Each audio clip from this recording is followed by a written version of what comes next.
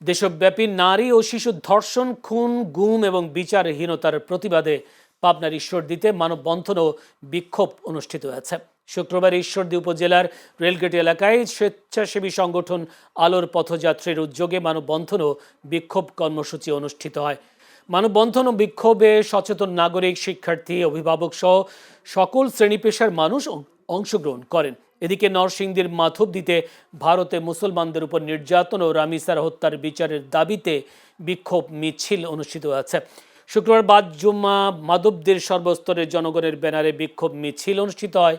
পরে মিছিলটি মাধবদী বাজার বড় মসজিদের সামনে থেকে বের হয়ে বাজারের গুরুত্বপূর্ণ সড়ক প্রদক্ষিণ করে রাইন ওকে মার্কেটের সামনে গিয়ে শেষ হয়। অন্যদিকে শিশু ও নারীর নিরাপত্তা, ধর্ষক নিপীড়কের দ্রুত দৃষ্টান্তমূলক শাস্তির দাবিতে পঞ্চগড়ে মানববন্ধন অনুষ্ঠিত হয়েছে।